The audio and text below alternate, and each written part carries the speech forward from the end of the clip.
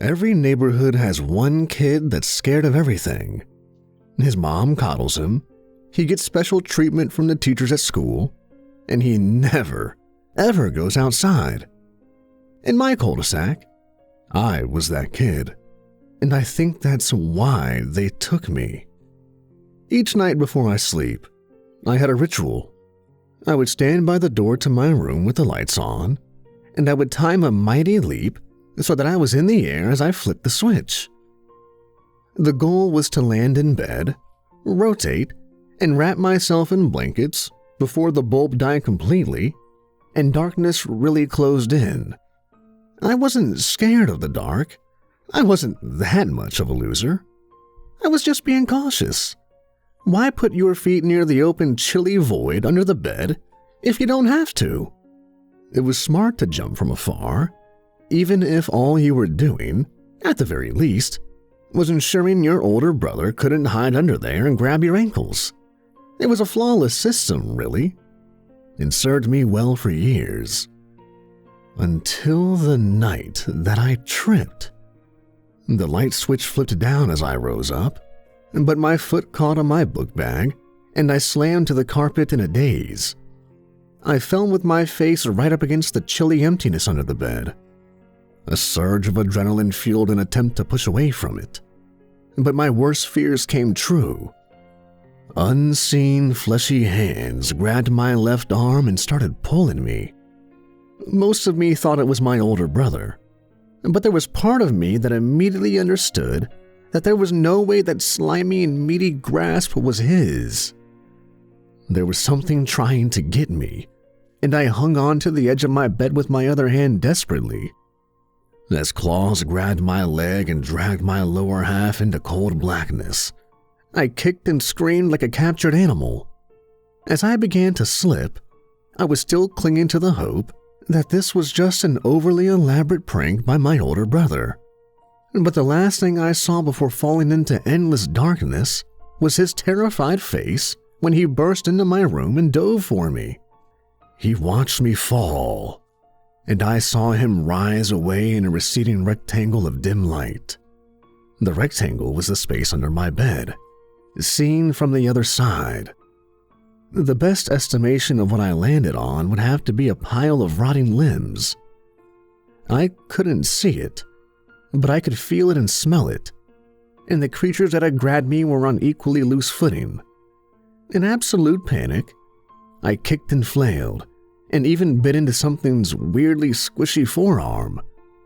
They lost their hold, and I ran across that pit of torn-apart corpses blindly, repeatedly stumbling and jumping up as I went. My shin hit the stone edge of some sort of opening, and I bit back a scream. The unseen creatures hadn't immediately grabbed me a second time, and my overwhelming fear told me not to give away my location. So I held the pain inside and made no noise. And clambering up into the opening, I crawled down that tunnel like my life depended on it. I hit my head at least 3 times, but I couldn't slow down. Scrabbling and sniffling echoed behind me, urging me on as I became aware of someone talking up ahead. It was people. It was a man shouting. My heart sank as I slid out of cramped stone into open mud. Exhausted and sloshing forward, I could hear him clearly, and the first thing I understood was that he was not someone who could help me. His shouts carried a tinge of madness and rage, and seemed to be aimed at no one in particular. "Vermin, though you run, there is no hope. You shall be captured and eaten, screaming and alive." What the heck was happening? Where was I? While I'd been too panicked before, I began to cry as I lifted myself out of the mud and began crawling among low scratching bushes with strange square thorns that tore at my clothes. By the warm, moldy wind, I was no longer inside a cavern, and my eyes began to adjust to the light of... No, not stars. The night sky here was not filled with stars. The white dots, where the dark, hazy, ichor-dripping clouds did not obscure them, were actually eyes. were actually eyes. Each one searched this way and that, looking, searching. I could feel their hungry gazes sweeping across my hiding spot, and I put my face to dirt and sobbed silently while that madman continued to rant. His words echoed across the open landscape, returning multiple times to my ears as a cacophony of hate and anger that amplified the miserable terror in my chest. Something slithered near in the dirt, but I curled deeper into the scratching bushes and it moved on past. I spent that first night lying there in my pajamas, paralyzed by fear. The sounds were alien and horrifying and full of threat, and the smells were vomitous and putrid. I made no motion of any kind, and I kept telling myself that this would all end at dawn. It was a nightmare of some sort, or a horrible pocket dimension like on television, and this would all be over when I woke up. Except I didn't wake up. Dawn was barely a perceptible green cast over everything. I might not have even noticed it if it hadn't meant the end of the madman's rant. The slithering things returned underground. The leathery flying things landed somewhere distant, and the madman's words faded echo by echo until silence fell. And then I was alone. I didn't want to believe it, any of it. I didn't want to accept this horrifying realm under my bed as real, and I didn't want to try my luck by climbing out from under my hiding spot. Unfortunately, when no danger presented itself for a solid 20 minutes, my brain shut down. I awoke when the dim green, barely visible sun was directly overhead, and I panicked all over again. Waking up still in those stabby bushes and still in a realm of nightmare meant this was really happening, and I screamed a few times before I was able to cover my mouth with my hand. It was a good thing that I did that, because I almost screamed again when my eyes focused closer and I realized the bushes around me did not have thorns. They had teeth. Human teeth.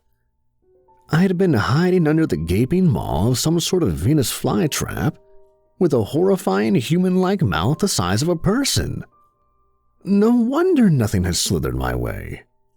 Ever so carefully, I began to inch forward, but I stopped when the plant quivered. Now, instead of being quiet out of fear, I knew screaming was my only way out. I shouted and waited. Nothing. I shouted again. The pale green disk in the sky moved further from noon. I began to shout over and over. I yelled until my throat was raw. Tears ran down my face after I gave up hope. I was going to die here. All my fears had come true, even despite my constant precautions. It was only when I blinked away the tears that I saw a boy someone older than me standing across a dirt gulch. He was powerfully dirty, practically caked in dried filth. His hair was a long, ragged mess, and he held a heavy walking stick. With dead eyes, he jumped the gulch and stuck his staff down into the maw of the human tooth pitcher plant. He stared down at me, waiting. Taking the hint, I crawled out in a hurry. I turned to thank him profusely, but he was already off, leaping up a boulder and walking along a ridge without a word. What else could I do? It took me an attempt or two and I scraped my hands in the process, but I climbed up the rock and ran after him. On the ridge, I could see more of the world around me by what I decided to call anti-daylight. This wasn't daytime. The living landscape of mutated horrors and rotting mires was still only barely visible in a low-light kind of way where I often had to look away from something to see it out of the corner of my eye. I wasn't even sure the pale green disk in the sky was a sun in the traditional sense. It was more like a heavily filtered spot of light or darkness, as if someone had taken a real star and inverted all its colors and brightness and made it radiate cold bitterness instead of warm cheer. By that cold and bitter anti-green, I saw no buildings and no roads. This was a barren wilderness with very little stable footing across a mix of dried, cracked places and wet, swampy patches.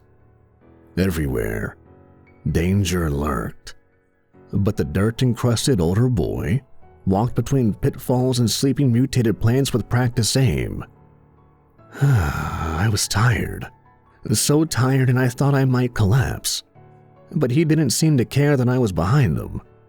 I scrambled after him along ridges and boulders until my limbs burned and my fingers were numb and bloody. I couldn't stop. My terror wouldn't let me. For the moment, my fear was just a dark passenger whispering in my ear, but it had a knife held to the back of my heart, ready to stab me if I ended up alone again even for an instant. I couldn't go on. I just couldn't. I was going to collapse. My legs were going to stop working. It burned. It hurt. I couldn't do it. I kept telling myself that, right up until I found myself in a rock-bound hollow, populated by a dozen other kids. Right there in front of them, I fell roughly down and just lay there breathing and sweating on flat stone. Many of the kids were around my age. One looked like he was in college. All were dirty, hungry, tired, and numb. Some looked my direction, but none spoke to me. When I saw one of the youngest girls ask someone else for something with hand motions, I realized why. We didn't speak the same language.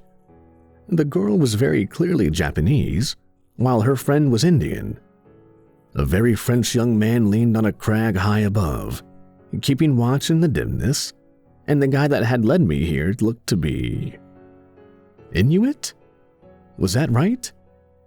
It was hard to tell with how dirty and ragged everyone was. As I lay there panting, it occurred to me that we'd all been pulled under our beds from homes all over the world. Did Inuit kids even have beds? I shook my head. Not the point.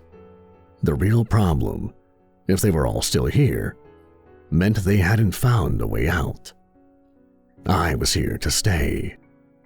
Huddling in a corner, I fought panic and tried to get a grip of the rest of the dim evening.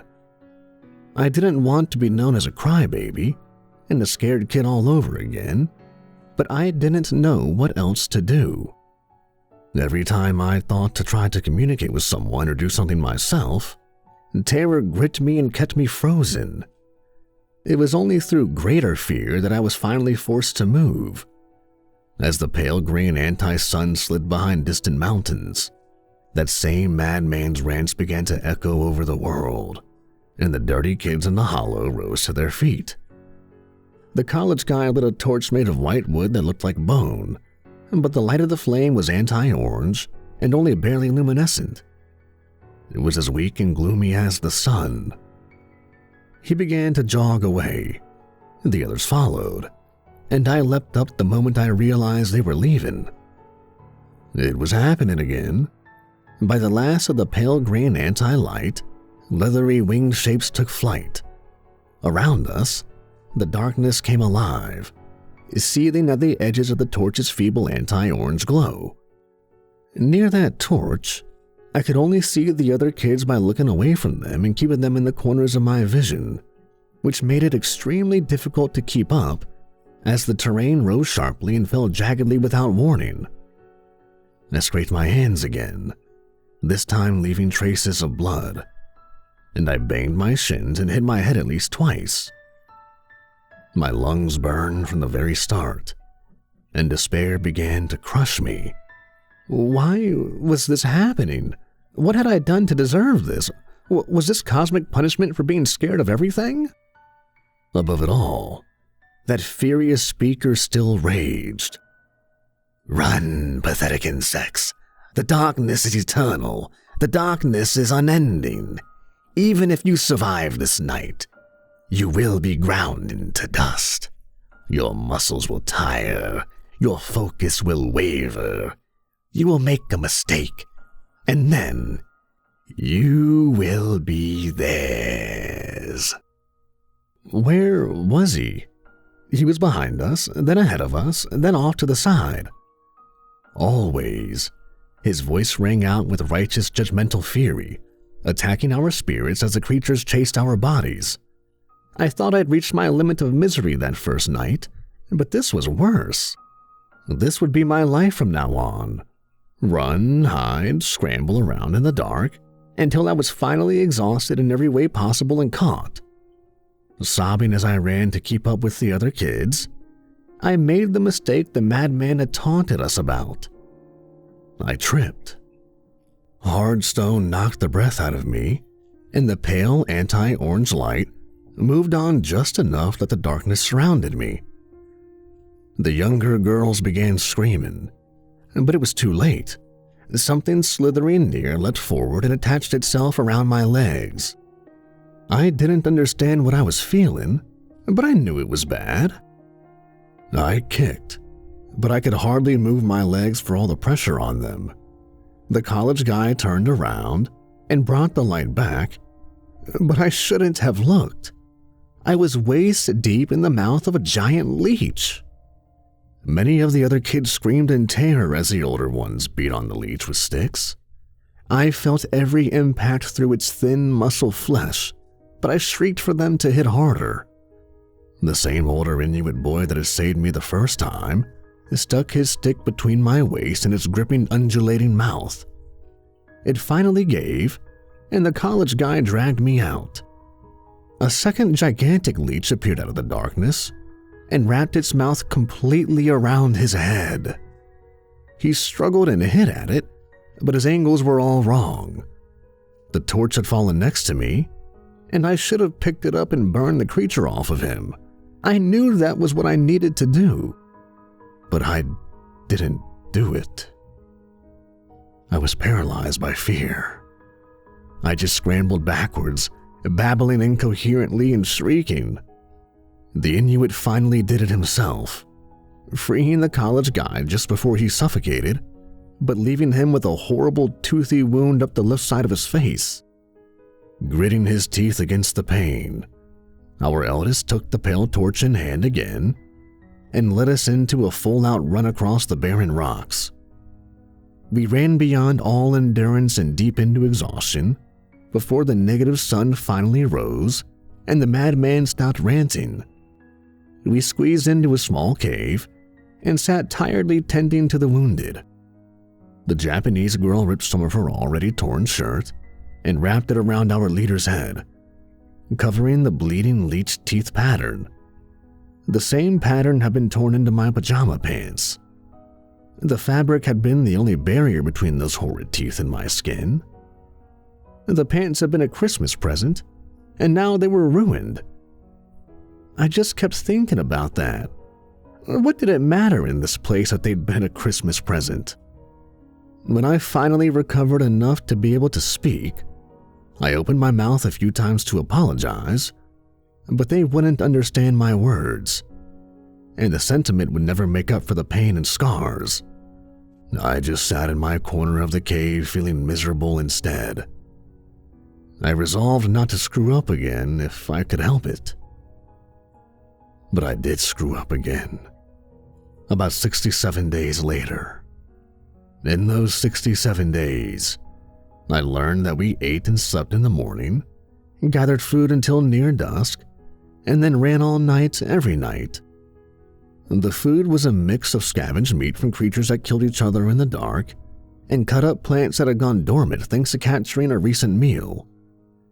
There was nothing alive in that pale green landscape that didn't viciously hunt, and the competition kept them constantly evolving and changing.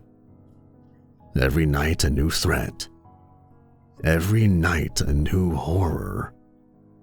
There were other groups of kids out there doing the same thing. At times we banded together and often formed large temporary alliances against particularly dangerous new nightmares. But the quiet misery and eventual re-separation of our group was born of the fact that we all knew we were going to slip up eventually. This wasn't sustainable. Worse, it was getting harder every run.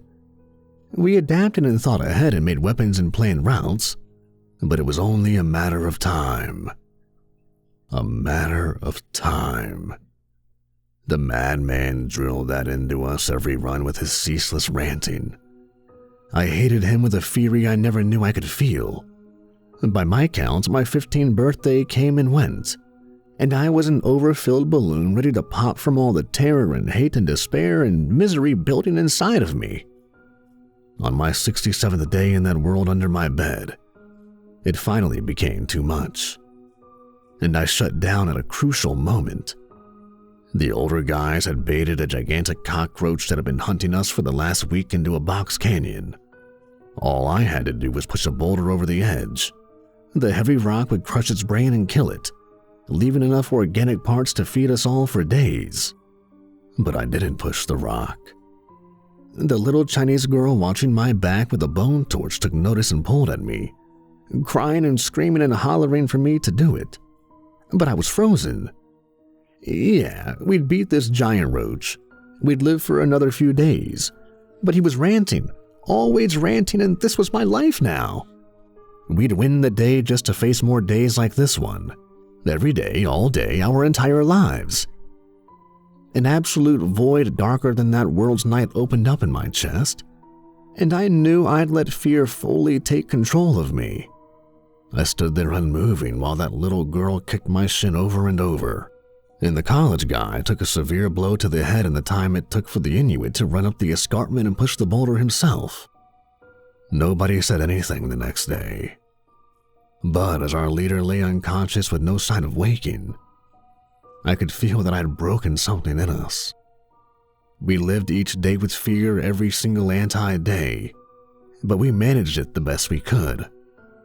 While standing there in front of that boulder, I'd let terror seize me completely. I'd given up.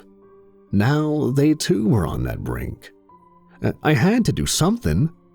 I was a problem. The way I was, it was problematic. Being the scared kid had not helped a single bit. I'd still gotten pulled under the bed, and I hadn't survived any better than anyone else for all my fearful precautions. That morning, while the college guy remained knocked out and the girls tended to him, I walked away from the group. Nobody tried to stop me. I found a spot on a high rocky ridge with nothing living nearby, and I just sat and stared out at the barely perceptible green horizon until, at long last, the song of pain and fear and despair in me grew silent. It wasn't mastery of fear, just the opposite. I had become so physically and spiritually exhausted that my emotions had finally gone quiet. It was a strange relief-filled kind of giving up. I was going to die here, and I accepted that. As the madman always ranted, it was only a matter of time. But I wanted to experience something different before I died. I wanted to know what it was to control fear, rather than the other way around. I wanted to feel fear and act in spite of it. I didn't know how to achieve that, but I did have some idea how to start. I needed to do something I was scared of. The first and most terrifying thing that came to mind was dancing. How many school dances had I stood in the corner and watched while making excuses? They made it seem so easy, but it was the absolute scariest thing I could ever even think of while trapped in a hellish demon world under the bed. I stood on that high and lonely ridge. I gulped and looked around. Nobody would see me. I knew that. Why was I so embarrassed? I couldn't really do this, could I? I wasn't allowed to dance. I wasn't one of the cool kids who were supposed to dance and have fun in front of other people. Outcasts and nerds like me weren't supposed to dance. Screw that. If I was going to die, I wanted to do this first. Yeah, I could feel it welling up in me. I was going to dance. I had the energy. I had the willpower. I could do it. But I didn't actually know how. Also, I didn't have any music. I racked my brain there under the afternoon anti-sun. but I could not recall any song from the real world. My brain hadn't ventured anywhere near those memories in months, and I felt a million miles away from the sights and sounds of real life. Every tune I tried to conjure up fell through my mental fingers. Come on, just one song. Any song.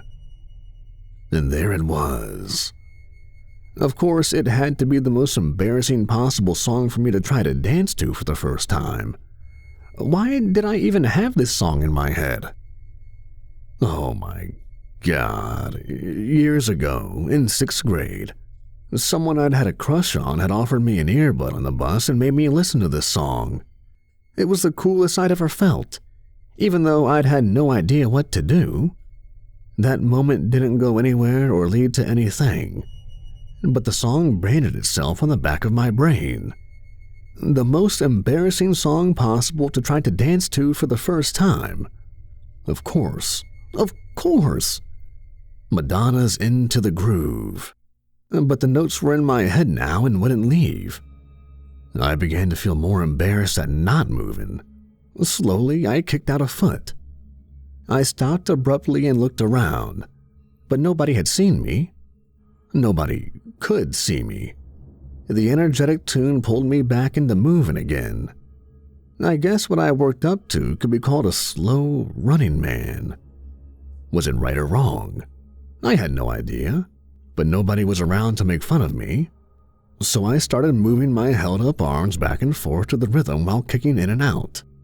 And for the first time in life, I closed my eyes and actually let a song take me. It was another world, just like the nightmarish one around me, but with a different bass energy. More positive and energetic, less negative and murderous. It's fair to say, as I danced alone on that high ridge by the light of an anti-sun, that I'd gone a little bit insane. But facing the fear is kind of addictive. I wanted more. If I was going to die, I was going to keep pushing. Go out in a blaze of glory. I thought of another fear, and I sucked up my terror and charged right at it. To the rhythm rolling in my head, I danced down the slope and back to the clearing among the dense bone trees where our group sat huddled. Dancing in front of other people? Cue total internal panic. Our leader had even woken up once more, and now leaned up from his sweat-soaked spot to stare at me in wonder. I was terrified of him looking at me, and I wanted to close my eyes. But that was just another fear to overcome. So, I kept dancing right there, staring back at him. Maybe that was the moment I'd gone a little bit insane. Everyone else looked at me and shared confused glances, but something seemed to come over the college guy's face. Some suspicion or idea. He nodded, winced at the pain of his own nod, and then slowly climbed to his feet with the help of those around him. He took a deep breath, moved towards me, stopped, and then broke into a matching dance. Nobody else knew what to think, but our leader put both his hands out, turned his palms upward, and lifted twice. One by one, the other kids began to shrug, stand, and join us. Once about a third of us were dancing for no reason, the rest joined in a wave, since the scales had tilted and it had become weirder not to dance. When that happened, he pointed onward and upward and started dancing off down the path. I didn't understand one bit of what was happening around me, but I wasn't about to stop. We danced as a big knot of kids up toward the central hill of the region. Unlike the ridge I'd started on, this one was in full view of miles of terrain, and the thought of other groups seeing us, of other groups seeing me, set my heart to panic, so I charged straight into it, refusing to let fear still me. As we danced on that hilltop and the pale sun sank toward the horizon, the other groups in the region began filtering in. They'd come to see what the hell was wrong with us, but now that they were here, they understood. We were all going to die. We knew it. there was nothing we could do, and it was only a matter of time before the iron fist of darkness closed in upon us once and for all. So, one by one, the other groups began dancing as well. The dim green sun dipped behind those distant mountains, and the madman's rant began to echo above our silent dancing. "Sickly fleas, run for your lives, for night has fallen." If anything, we just danced harder, knowing that death was nigh. The last group entered the clearing, staring at our idiocy, and then joined us. "Evil approaches. Flee, weaklings." I couldn't help it. I laughed. What had once terrified and paralyzed me, what had once clutched my spirit in agony, now sounded ridiculous. So some old weird dude was ranting somewhere nearby. Who cared? There were people like that on the street corners back home, and we never paid them any mind. I wasn't the only one laughing either. The night came alive with the movement of the horrific creatures we'd run from and fought our entire lives here, but it didn't matter anymore. We were having a great time as death approached, even laughing and smiling as we danced more and more exuberantly. Now I could close my eyes. It wasn't fear. I just didn't care anymore. The madman's rant became more of a splutter. Wait, stop dancing." Some of us chuckled. "There's no music," he shrieked somewhere in the dark. "There's no music. Why are you dancing? It's silent. There is no music." But that's what he didn't get. There totally was. It just wasn't music he could hear. In fact, in that moment, it occurred to me that his was the only voice I'd heard my entire time here. Dancing harder than I ever thought myself capable, I opened my mouth for the first time in a long while. "You don't hear the music?" Whole groups looked at me in wonder. Were my words the first they'd heard from anyone other than the unseen madman? We all had voices, but we'd all felt too hopeless to use them. The madman replied directly for the first time I'd ever heard. "There is no music." "Sure there is," I shouted back. It turned out, not only did we have voices, but we did actually understand each other. So strange that, the entire time, hopelessness had kept us separated in so simple a manner. The Inuit beside me nodded as he danced. "I hear it too." "Me too," someone else yelled. Just like that, everyone was shouting and jeering at the unseen madman. It didn't stop the creatures in the dark from slithering and skittering out to attack us. But wouldn't you know it, they faded like so many wraiths evaporated in the fog as we danced, laughed, and ignored them. It had always been our own emotions powering the nightmare, and we'd broken the cycle of fear. The willpower behind that horrible place continued to shout at us from just outside sight. But he was pathetic now that we understood. Like a snow globe cracking, that world of illusion began to fall apart as we danced together and turned away from it. The process took all night, during which we said our goodbyes and exchanged names and hometowns in case this meant our ends as well, and in case we got out. In the end, the ground began falling out from under us, and I had to admit, I was a little afraid even as I continued to desperately dance and tried to ignore the others plunging away and screaming into pale green oblivion. In the end, it was just me and the Inuit boy who had first saved me. "Maybe I'll see you out there," I told him, as our last shred of rock and earth began to crumble. He shook his head as he did the sprinkler move I taught him. "Maybe," he slowed, "if I live to be about 400. I finally stopped and stilled, ready to ask, but the last firmness fell out from underneath my feet. I dropped backwards, screaming, falling forever, at least until I hit my bed and woke with a start. It was dark. but a real and natural kind of darkness. Had that just been the most insane dream of all time? That couldn't have all been real, could it? My older brother rose up next to me in the golden light cast by the hallway, his eyes wide, as if he'd just seen me get pulled under the bed an instant before.